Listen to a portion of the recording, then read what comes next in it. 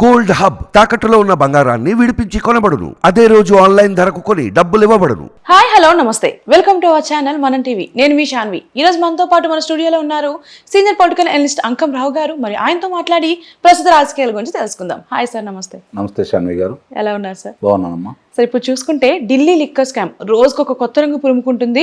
మనందరికీ తెలిసిందే, కవిత గారిని ఈడీ వాళ్ళు అదుపులోకి తీసుకున్నారు. మళ్ళీ అలాగే రీసెంట్ గా మన ఢిల్లీ ముఖ్యమంత్రి అయిన కేజ్రీవాల్ గారిని కూడా అదుపులోకి తీసుకున్నారు. ఇంకెన్ని నిజాలు బయటపడతాయి అంటారు? అసలు ఏం జరుగుతుంది ఈ స్కామ్ లో? మంచి పరిణామమే ఇది.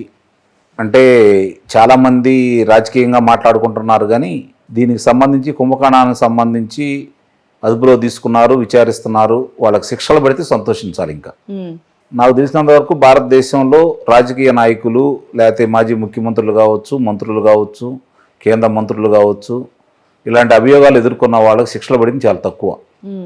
కాబట్టి అలాంటి కోవలోకి వెళ్తుందా ఇది, లేదంటే నిజంగానే దీనికి వీళ్ళకి శిక్షలు పడతాయి అనేది చూడాలి. విధివిధంగా ఇప్పుడే చెప్పలేం. కాబట్టి జరుగుతున్న పరిణామాలను చూసుకుంటా ఉంటే కొంచెం వేగరంగానే పనులు అయితే జరుగుతూ ఉన్నాయి. ముఖ్యమంత్రి గారిని అదుపులో తీసుకోవడం అంటే మామూలు విషయం కాదు. సాక్ష్యాధారాలు లేకుండా ఆయన చూస్తా కూర్చోడు. వాళ్ళు అదుపులో తీసుకుంటే ప్రతిఘటిస్తారు. జరిగే పరిణామాలు మరి అందుట్లో నేరస్తులుగా ఉన్న వాళ్ళు సాక్షులుగా మారి ఈరోజు వాళ్ళు సాక్ష్యం చెబుతున్నందువల్లే ఇవన్నీ బయటకు వస్తూ ఉన్నాయి. మొన్న కవిత గారిని నిర్బంధంలో తీసుకున్న తర్వాత విచారణలో కేజ్రీవాల్ గారి పేరు బయటకు వచ్చిందని, ఆ ముడుపులు ఆయన తీసుకున్నాడని, ఆ డబ్బులకు సంబంధించి గోవాలోనూ పంజాబ్లోనూ ఎన్నికలు ఖర్చు పెట్టారని చెప్పని చెప్తా ఉన్నారు. మరి ఇవన్నీ కనుక పరిగణలో తీసుకుంటే కొంచెం తీవ్రంగానే ఉంది. అలాగే విచారణ కూడా వేగవంతంగానే జరుగుతుంది. కానీ ఇంతటితో ఆగిపోయిద్దా? ఎన్నికల వరకే చూసుకుంటారా? ఇది నిజమైన దోషులను శిక్షిస్తారా? ఇప్పుడు ప్రజలందరూ ఆలోచించుకుంటుంది రెండు విషయాలు. 100 కోట్ల రూపాయల కుంభకోణానికి ఇంత హడావుడి చేసి ఇంతమందిని నిర్బంధంలో తీసుకుంటున్నారు కదా. ఆంధ్ర రాష్ట్రంలో సుమారు 70,000 కోట్ల రూపాయల మద్యం కుంభకోణం జరిగింది అని చెప్పని స్వయాన అంతకుముందు ప్రతిపక్షాలు గోల చేస్తూనే ఉన్నాయి. స్వయాన ఇప్పుడు రాష్ట్ర భారతీయ జనతా పార్టీ అధ్యక్షురాలు పురంధేశ్వరి గారు చాలా స్పష్టంగా కేంద్ర మంత్రికి నివేదికలు కూడా ఇవ్వడం కూడా జరిగింది కదా. మరి ఈ మూలాలు ఆంధ్రాకు తాగుతాయా? ఇప్పుడు ఢిల్లీకి సంబంధించినటువంటి ఈ ఎవరినైతే అదుపులో తీసుకున్నారో వాళ్ళకి ఆంధ్ర పెద్దలకి ఏమన్నా సంబంధాలు ఉన్నాయని చెప్పుకోండి ఈరోజు ప్రజలు చర్చించుకుంటూ ఉన్నారు.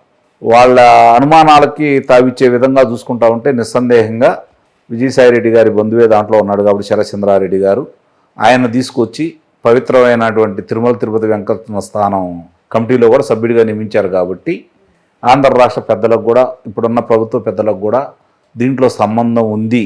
ఇక్కడ చేస్తున్నటువంటి మద్యాన్ని సరఫరా చేయడం కోసం మాత్రమే పావులుగానే కొంతమందిని ఉపయోగించుకున్నారు. పెద్దల యొక్క అండదండలతోటి ఇది జరిగింది.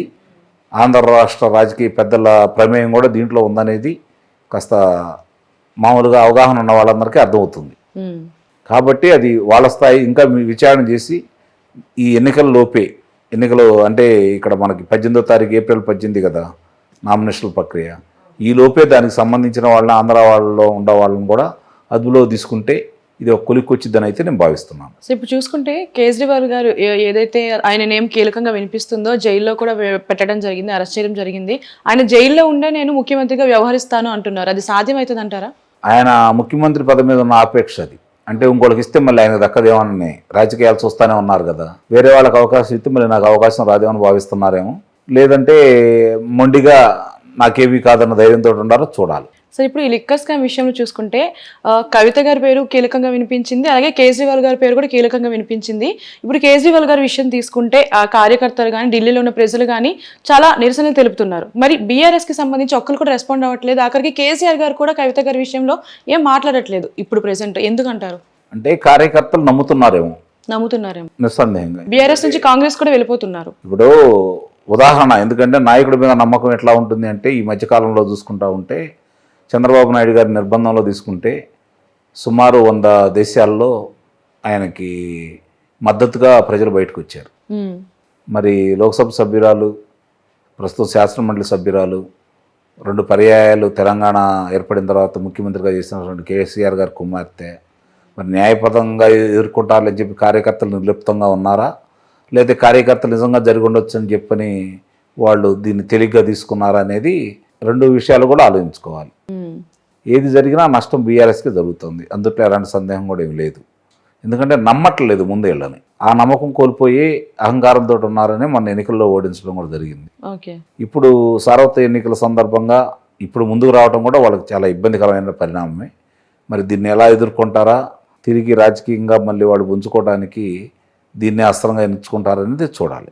ఇప్పుడు తన పార్టీలో ఎంత జరుగుతున్నా, తన ఫ్యామిలీలో ఎంత జరుగుతున్నా సరే కేసీఆర్ గారు ఎందుకు నోరు మెదపట్లేదు అంటారు?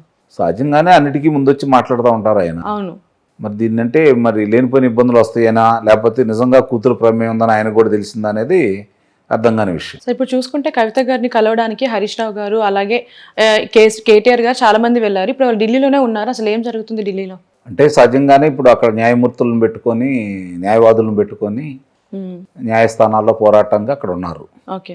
మరి వాళ్ళ అభిప్రాయం ప్రకారం చూసుకుంటా ఉంటే నా చెల్లెలు ఏమీ దీంట్లో భాగమేం లేదు, నా చెల్లెలకి మాకు ఎలాంటి సంబంధం లేదు, రాజకీయంగా మా ఎదుగుదలను చూసి ఓర్చుకోలేక ఇలా చేస్తున్నారనేది కేటీఆర్ గారి అభియోగం. ఓకే. హరీష్ రావు గారు కూడా కొన్ని తీవ్రమైన వ్యాఖ్యలు కూడా చేస్తూ ఉన్నారు. జరుగుతున్న పరిణామాలన్నీ చూసుకుంటూ ఉంటే ఒక్కోళ్ళ ప్రమేయం బయటకు వస్తూ ఉంది కాబట్టి ఇందుట్లో ఇంతటితో ఆగదనేది ఒకటి మాత్రం అర్థమైపోతూ ఉంది. మరి అంత తేలిగ్గా ముఖ్యమంత్రి గారిని అదుపులో తీసుకోరు. అలాగే ఢిల్లీకి సంబంధించినటువంటి ఉప ముఖ్యమంత్రి గారికి ఇంతవరకు ఆయనకు వెలుసుబాటు కలగలేదు, ఇంకా కారాగారంలోనే ఉండాలి ఆయన. కాబట్టి ఇవన్నీ దృష్టిలో చూసుకుంటూ ఉంటే ఇది తీవ్రంగానే ఉంది, వాళ్ళ అభియోగాలు అన్నీ తీవ్రంగానే ఉన్నాయని చెప్పని భావించాల్సి వస్తుంది. సాక్ష్యాధారాలు ఉన్నాయనేది అర్థమైపోతూ ఉంది. ఎందుకంటే ఎవరైతే వాళ్ళు అనుమానితులుగా తీసుకున్నారో, ఈ కుంభకోణంలో భాగస్వాములు అనుకున్నారో వాళ్ళు ఇద్దరు సాక్షులుగా మారారు. వాళ్ళు నేరం అంగీకరించేసి మేము సాక్ష్యం చెబుతాము, ఎవరో ప్రోద్బలంతో ఇది జరిగింది, ఎవరు దీనికి ఆర్థిక సహాయం చేశారు, ఎవరు చేయమంటే మేము చేసామని చెప్పిన వాళ్ళు చెప్పడం వల్లే ఇవన్నీ బయటకు వస్తూ ఉన్నాయి. కవిత గారిది కావచ్చు, ఇప్పుడు కేజ్రీవాల్ది కావచ్చు. ఇదే పరిణామాలు ఇంకొంచెం వేగవంతంగా చేసేసి వాళ్ళు ఆ విషయాలన్నీ బయటకు తీసుకొస్తే ఇంకా పెద్ద తలకాయలు బయటకు వస్తాయని చెప్పని ప్రజలు భావిస్తున్నారు. ఇప్పుడు ఈ ఈడీ ఇన్వెస్టిగేషన్ ఏదైతే జరుగుతుందో ఇప్పుడు కవిత గారిని కేజ్రీవాల్ గారిని పక్కన పెడితే నిజాలు బయటకు వచ్చే అవకాశం ఉందంటారు. అది మొన్న మాట్లాడారని అంటున్నారు. రేపు పొద్దున దాంట్లో కొన్ని మరి వాళ్ళు చెప్పిన దానికి కవిత గారు ఇచ్చిన దాని ఆధారంగానే కేజ్రీవాల్ గారిని తీసుకున్నారని చెప్పని భావిస్తున్నారు. కాబట్టి ఇంకా చాలా విషయాలు బయటకు వస్తాయి. ఇప్పుడు ఇది రాజకీయ ప్రకంపనలు అయితే వస్తాయి, అందుట్లో ఎలాంటి సందేహం కూడా ఏమి లేదు. ఇది గనక రాజకీయ కక్ష తీస్తే ఎన్డీఏకి ఇబ్బంది లేదు. దీంట్లో సాక్ష్యాధారాలు క్షుణ్ణంగా ఉన్నాయంటే ఇండియా కూటమికి చాలా పెద్ద దెబ్బ. కాబట్టి ఇండియా కూటమేమో కేజ్రీవాల్ గారిని కాపాడుకోవడానికి ప్రయత్నం చేస్తుంది. ఎన్డీఏ కూటమి వచ్చేతలకి మాకు ఎలాంటి సంబంధం లేదు, చట్టం తన పనిచాలను చేసుకుంటుంది కాబట్టి దోషులకు శిక్ష వేయాలా వద్దని చెప్పని ఎన్డీఏ కూటమి మాట్లాడేది. చూడాలి సార్, ఈ ఢిల్లీ లిక్కర్ స్కామ్ అనేది ఇంకెన్ని మలుపులు తిరుగుతుందో, ఇంకెంతమంది పేర్లు బయటకు వస్తాయని. Thank you so much sir.